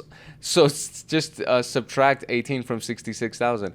You have everything else left over for you to go ahead and invest and save and, I don't know, buy hats or whatever it is that you want. I don't know what you want to, Pokemon figures. One of my friends is like really, really big into buying those freaking little Pokemon top dolls and whatever. So it just depends, right? It depends on what your kink is, so to speak. So you can go ahead and live a very decent lifestyle and still save money and still buy things that you really want. With $66,000 in the United States, depending on what city. If you go into LA or New York, that's a different story. But if you're not in these two major metropolitan cities inside of the United States, pretty much any other city, $66,000, $70,000 can actually carry you pretty far, assuming that you're living on one income. If you have a dual income household, then you're pretty solid, dude. You're easily crossing over 6 figures in your household.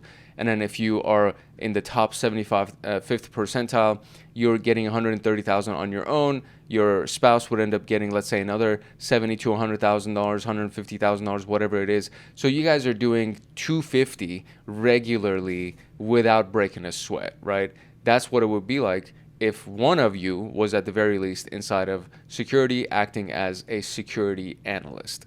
Next, we have the security engineer, demonstrated by this cool little graphic right here. And where you saw where the young lady was looking at a bunch of different graphs, this guy's actually plugging a command line terminal into what looks like a server, and he's engineering, right? He's like setting everything up. So they design, monitor, and maintain security controls, networks, and systems to help prevent cyber attack. So security engineers develop and implement security solutions. So this is a key element right here. This is a key piece right here. So you develop and you implement security solutions. You are no longer in analysis. You are being fed data from the analysis team. And then based on that data, you develop and implement security solutions using threats and vulnerability data, often sourced from members of the security workforce, right? So security engineers work across circumventing a breadth of attacks. That's a mouthful right there, including web application attacks, network threats, and evolving trends and tactics. The ultimate goal is to retain and adopt security measures to mitigate the risk of attack and data loss. So you would test and screen security measures across software, monitor networks and reports to update systems and mitigate vulnerabilities, identify and implement systems needed for optimal security. SOC Level 1 playlist is already available to you. Junior PenTester playlist is what we're working on right now, so you will have these videos also available to you in full length. All of the videos, all of the rooms inside the Junior PenTester pathway are going to all be recorded, and you'll have access to those. And then there's the offensive pen testing pathway as well, which I don't think I've actually gotten into. I think I've done some rooms that cross over into offensive pen testing, but I don't think I've actually done a dedicated series on it. So that should be pretty cool when we actually get there. So these are also the career guides that are available through Try Hack Me, and there's really no question here. So let's look at the security engineer average salary inside of the United States. So security engineer average salary, United States. Let's see what this is. So the average salary for a security engineer in the US is $83,167 per year. And it can go based on your experience and the ranges that are available. So it goes from $48,507 to $142,593. So this is actually interesting because I think the low end is so low that the average has actually been dropped compared to what we saw on the security analyst. But based on my understanding, security engineers actually earn higher salary ranges than the security analysts do. So if we look at the top tier of the security engineer, you can see that the top tier of the security engineer is higher than what we saw on the security analyst. And so it does depend on the location, right? It depends on the industry, the experience level. All of these things are important to keep in mind. Top earners make around $158,000 annually.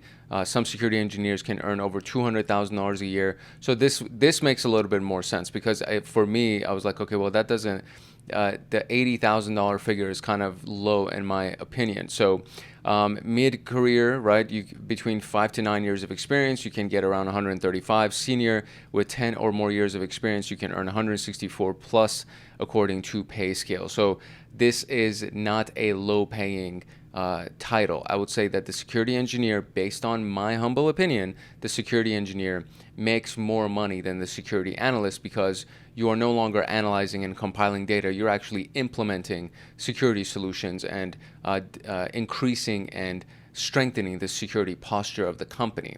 So that is my 2 cents on that. The incident responder, according to this image, this is like a really good all-encompassing image, is somebody that obviously is in the defensive security side, as you can see from the shield and what is that, the Thor's hammer, I guess.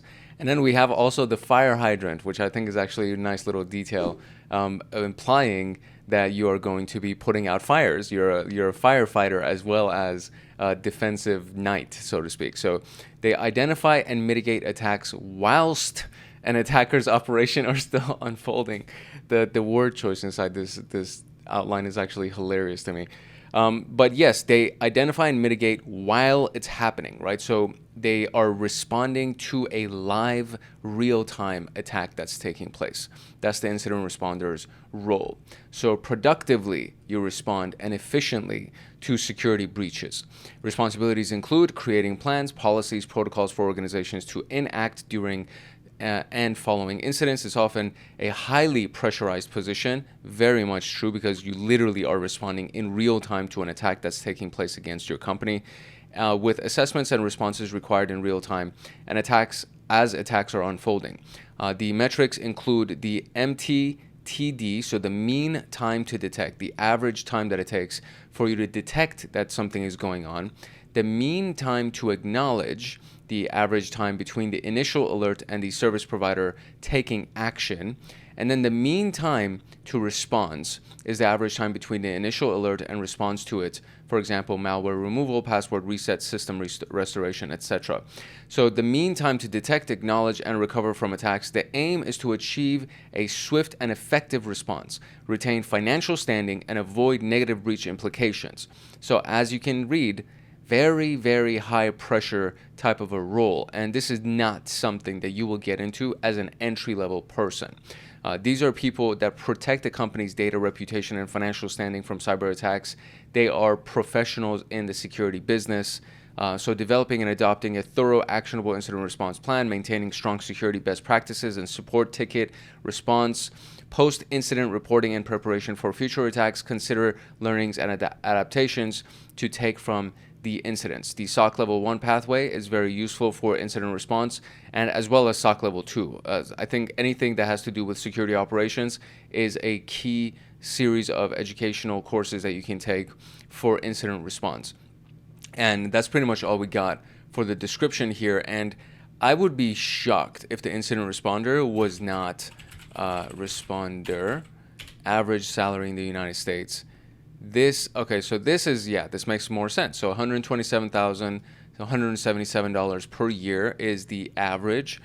This translates roughly to $61 per hour. And so let's see what the ranges for these are. So if we can actually get a range from it here, it goes from 41,000. That is so low. I cannot imagine an incident responder making $41,000 a year. That is insanely low. $199,000. That makes more sense, with the majority falling between $89,000 to $172,000.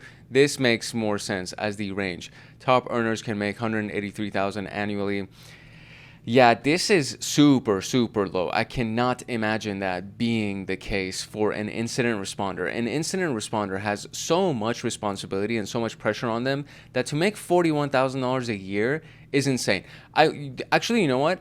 I think that incident responders working for the government probably make really, really low end, because the government is just notoriously known not to pay people well.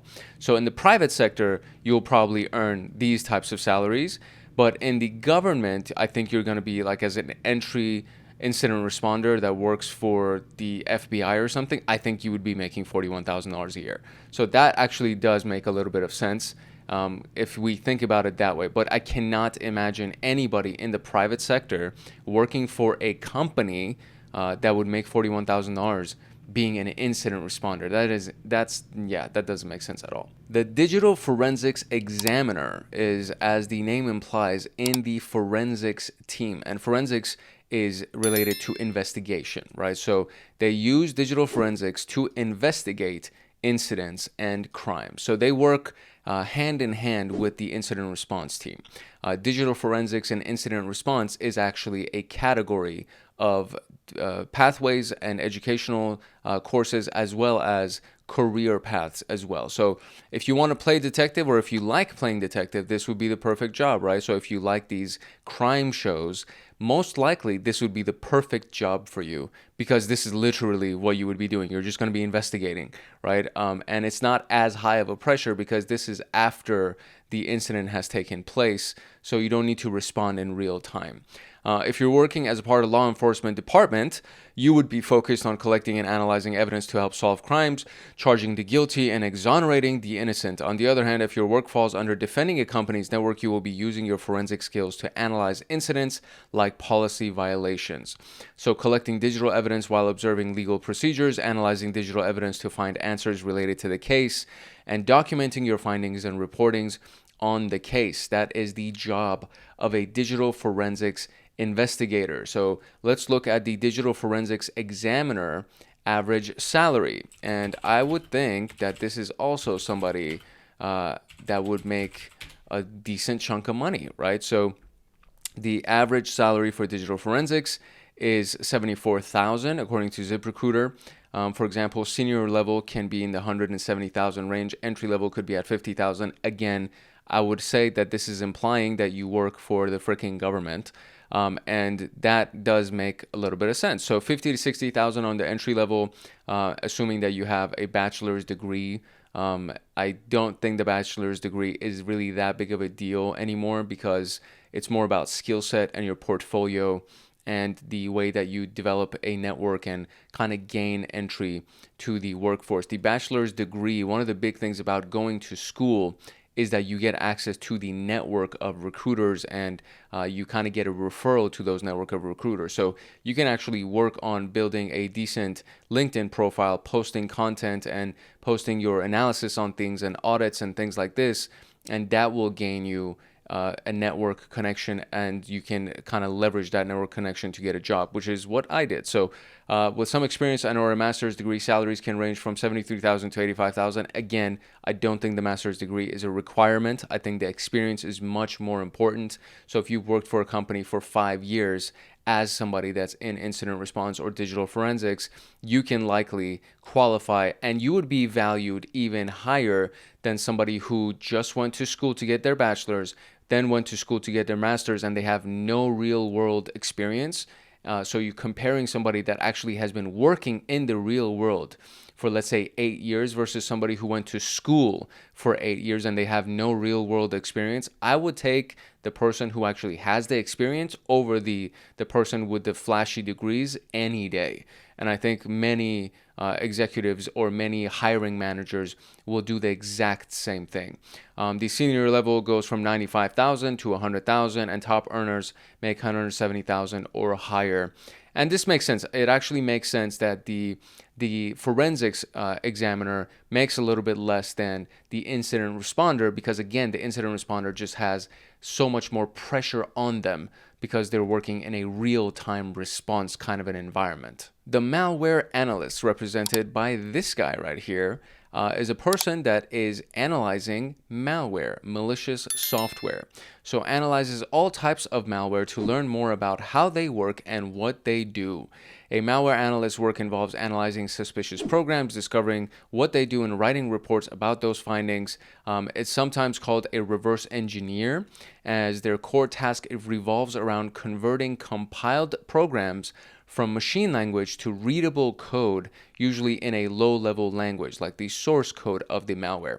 And this requires the malware analyst to have a strong programming background, so that's a key element right here, especially in low-level languages like assembly languages and C languages. So I'm good at Python. I do Python automations, and I release them to our Hackaholics Anonymous community, and you can get those for free. Well, not for free, like at the cost of your membership. Every single month you get a Python automation, as well as the exclusive downloads and live streams with me, and a bunch of other things. You've already, I think you should have already heard the message at the top of this video. But Python is more for automation, and it really isn't used that much in just straight up programming for software. You can use Python for integration with APIs, which is another one of those things that again connects to automation. The ultimate goal for malware analysts is to work with assembly languages and C languages, and to learn about all the activities that a malicious program carries out and find out how to detect it and report it. So static analysis, there's a series of videos that I just did at the end of SOC Level 2. So if you go to the SOC 2 playlist, you will find static analysis at the end of it, as well as dynamic analysis at the end of it. And we did basic static and basic dynamic, and then we did advanced static and advanced dynamic analysis. So you can actually see what that entails. And if you're just getting into this world, I'm telling you right now, those videos are going to be overwhelming and they're going to freak you out. So if you don't have a background of programming languages or software or anything like that, I am telling you in advance, I'm giving you a warning, you're going to be overwhelmed by those videos. So you don't need to see them. If you're interested in them and if you have a software background, then I will recommend that you go check it out. If you don't have a software background, stay away for now, because it's just all going to go over your head. I'm telling you right now. And then you obviously, after you do your analysis, you would document and report the findings. So let's see what the malware analyst salary is. I've never actually looked at the malware analyst salary. Malware analyst average salary in the United States is okay. That's pretty substantial. I mean, they are in the same world as software developers. So it does make sense that they would make a decent chunk of money. So the average would be 86,474, and it starts at around 65,000. Experienced analysts can get 100,000 or more. Some sources suggest that average salaries in the range of 124 to 143,000, with top earners reaching $226,000 per year. This actually definitely makes sense because you're on the software team and you're on the security team. So it's like you have two sets of expertise, which really makes you a valuable person in this field. So I definitely think that this actually really does make sense to make $226,000 a year as a top earning malware analyst. Definitely makes sense. Entry level 65 to 75,000 is not bad, and that also makes sense. And this, I would say, this is like one of the roles so far after everything we've looked at. This is one of the roles that probably has the most realistic range of salaries associated with it.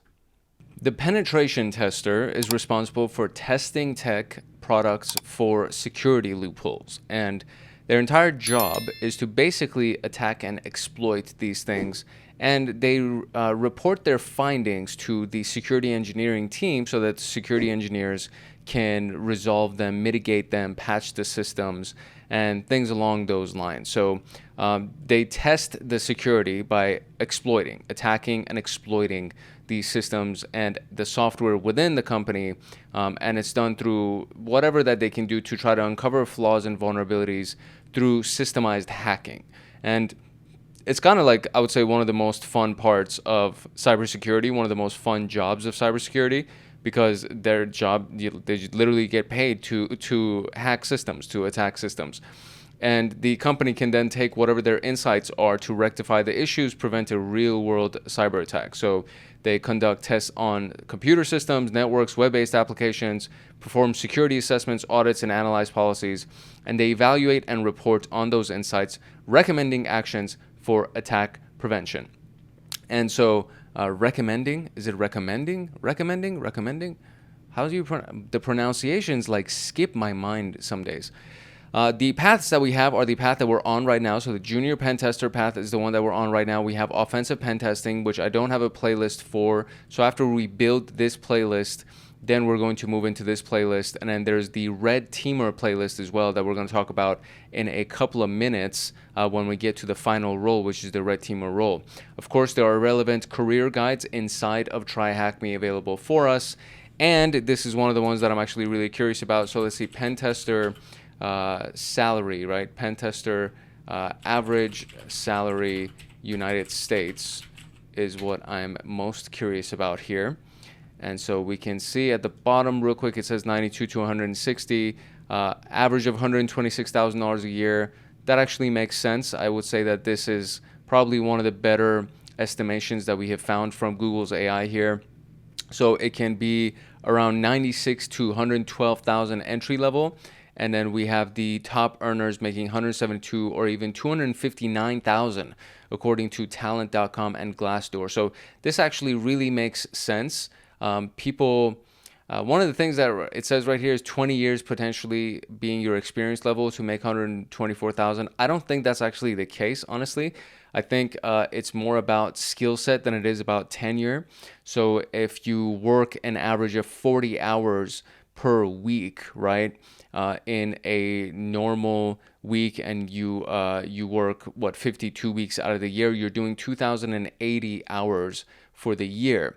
And if you apply the 10,000 hour rule, which is from the book Mastery by Robert Greene, basically saying that it takes 10,000 hours for somebody to become a master at something or masterful at something, and that would be 5 years worth of experience. And if you literally work 80 hours a week, right? If you are a monster and you're just super committed to your development and you work 80 hours a week, that means your 1 week is worth somebody else's 2 weeks if they work 40 hours. So in that case, your 5 years would end up being worth 10 years worth of experience. So this number right here is not something that I think you should like be overwhelmed by or discouraged by. I think whoever wrote the article that this AI used to compile this data. Whoever wrote this article is kind of talking as if you're the average person or lower than average person that isn't working hard and isn't committed to their development and their studies and all of those things. I'm assuming that you are. I'm assuming that you're a hard worker, you're disciplined,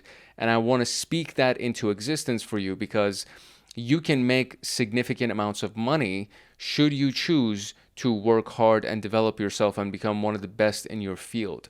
And if you become a really good penetration tester, you can make multiple six figures without being the chief officer, like the chief information security officer or anything like that. So these are people that are just acting in their roles as a pen tester or as a security engineer or anything like that. So just keep that piece in mind, right? So we'll talk about the last one, and then I'll give you a couple of final notes as well, and then we'll wrap this whole thing up. But just keep this specific element in mind.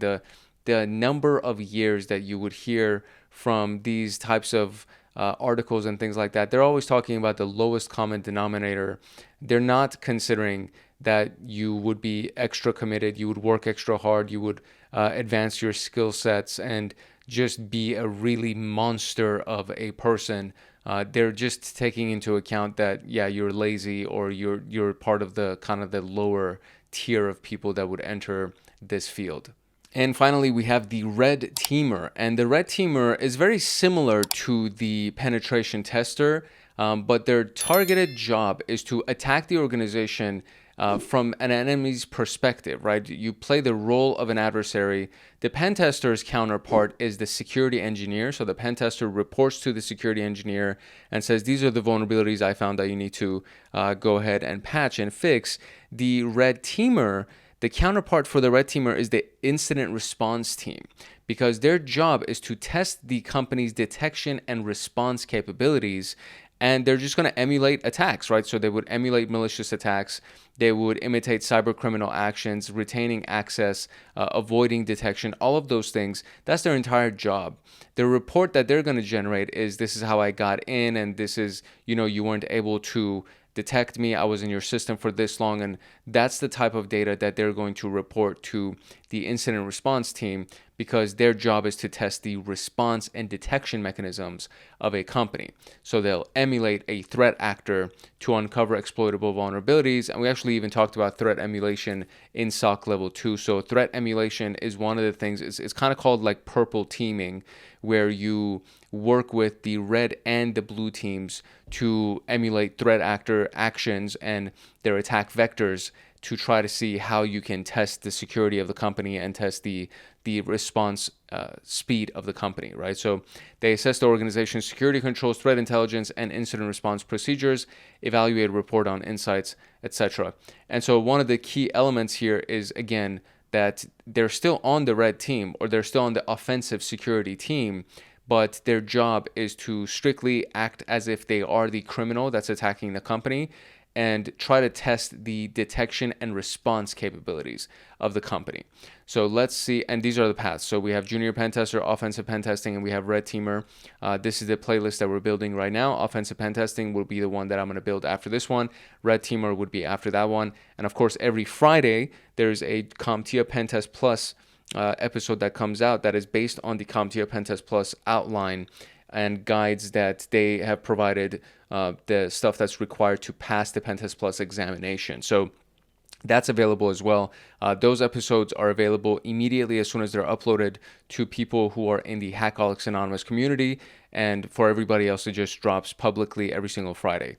And there's going to be a really big block of videos that's going to come out in the upcoming days, because I've been block recording that specific training series. So people in Hackaholics Anonymous are going to most likely get, I would say, weeks in advance access to those episodes, and everybody else just waits for the episodes to be dropped every Friday. A new episode is dropped every Friday. So let's look at the average salary of the red teamer. So the red teamer average salary here is something that I'm also interested in to see what they actually go into. So the 63,000 seems kind of low in the 75th percentile. they could make $100,000 plus. So top earners make $136,000. And a lot of these things are based on obviously where you live and so on. 25th percentile being at 32,000 seems very low. That would be like you're working for the government, you're an intern, and you live in like a really remote city that's not a metropolitan, like a major metropolitan city. So I can't really imagine this being very realistic as a number. It would be literally for somebody that's like working as an intern and they have no experience and they're working like a very, very small city somewhere. $136,000 per year seems legit. I think they could make even more than that, honestly, because red teamer's job is actually very, very important because they are, again, part of the penetration testing team. They're part of the offensive security team. So I think their job is actually very important. And these numbers don't seem super realistic. I feel like they're maybe lowballing it a little bit. But the big key takeaway is that pretty much every single one of these roles that we covered all have a potential to go into six figures, and they're not even a part of the C-suite executive level, and they're salary-based employees. And this is one of the things that is kind of like really interesting to think about, because for the most part, to be able to make six figures, multiple six figures, you would need to be some kind of a sole proprietor or some kind of a business owner. And to be able to get multiple six figures in a salary is not very... it's rare. It's one of those things that most career paths don't end you at six figures unless you go into extreme upper management, like the actual job role itself where you're working as an employee. They don't end up in six figures. So it's a kind of a note to take away from all this, because everything that we've talked about so far has the potential to actually go into six figures. All right, let's look at this little quiz that they got for us to see what types of... I think it's more of a survey than a quiz, because there's no answer that I had to fill in right here the first time I went through this. So I think it's more of like a survey. So it says, if I was stranded on an island, the first thing I would do is try and build a raft home, scope the landscape for potential threats, gather food and plan next steps, find a way to send an SOS, build a secure shelter to prevent potential attacks. And I think I would probably do this one, honestly. If I was stranded on an island and I knew that I didn't have a way to leave the island, the very first thing would be shelter for me. And so that would be my thing. Then it says, in my spare time, I like to tinker with new tech and understand how it works, watch crime-solving TV shows, keep busy by learning something new, find geocaches in my neighborhood, upkeep and maintain my home through DIY projects. And I go between this and I go between the keeping busy by learning something new. So this, in my current stage, in the current phase that I'm in my life, this is kind of the phase that I'm in. And there's no, like, it doesn't say anything about actually working and building something. I guess upkeep and maintain by DIY projects, but that doesn't really register for me. So I think I'm going to say this. Tony Stark, Iron Man. Okay, so I say if I could buy a fictional celebrity dinner, it would be Tony Stark, Iron Man, Sherlock Holmes, Yoda, Bruce Wayne, Batman, Walter White, Breaking Bad. For me, it would have to be Iron Man and Tony Stark. Although Bruce Wayne and Batman is also like very, very interesting. Ooh, my gosh. I want to do Bruce Wayne, Batman. And so my favorite game is Battleships, Cluedo, Chess, Hide and Seek, Risk. Oh, I don't even know what Cluedo is. What is Cluedo? Cluedo game. Let's see what this is. Oh, it's known as Clue in North America. I see. So Clue is a board game, basically. Battleships, Chess, Hide and Seek, and Risk. I would choose out of these options chess. I am best described as curious, strategical, calm under pressure, mischievous, practical, and I would say strategical. My favorite movie is Back to the Future, Matrix, Terminator, Indiana Jones, Jurassic Park, Matrix, all day. And so I would be an incident responder. Interesting. Okay, I mean, that's what I got. So you can definitely take this little quiz or survey just to see what you got. This is a free room, so you can actually get access to this room for free if you don't already have a username and password. I do encourage that you go ahead and just create an account. You don't need to pay for anything. All you need is an email to sign up, and then you'll be able to take this survey for yourself as well and see what it is. And they do give you like the various fields right here, these various jobs right here, and all of their descriptions, and then they'll give you the paths and everything that are available for you as well. So we are currently in Junior PenTester, and we are going to wrap up Junior PenTester before we move on to any other paths. But I thought that was a cool little survey. I don't remember taking that survey, but that was a cool little survey. Okay, so hopefully you can see the potential in this field, this world of cybersecurity. And these things that we talked about so far, everything that we looked at, were based on the actual individual job of the person, and every single one of them has a potential to go into 6 figures. Now, what's interesting about this is that if you actually make it to the chief level of security, so the Chief Information Security Officer makes anywhere on average, let's say $170,000, and the upper end I know goes way more than $240,000. I really truly know, because based on this is it's so crazy. I know that, like, I think I've heard numbers going into, yeah, there you go. This is kind of $500,000 a year, between $200,000 to $500,000 a year, based on Glassdoor, Salary.com, $250 to $460 a year, Chief Information Security Officer. So this is, ZipRecruiter is like a big lowballer. I cannot imagine those numbers being actually legitimate or being on point. They're very, very low. Salary.com says that it's $343,000. The average annual salary is $343,000 in the United States as of June 1st, 2025. So just keep this in mind, right? A lot of this data is outdated. I feel like it's either outdated or they are just lowballing the hell out of it. 1 in 4 tech CISOs unhappy with compensation. Also, average total compensation for tech CISOs is $710,000 a year. So if you're actually in a tech company and you are a CISO, that's what you're expecting. If you're at a bank and you're a CISO, you could probably expect something like that. So the industry, I would say, is also important. But on average, the average salary of a Chief Information Security Officer is multiple 6 figures.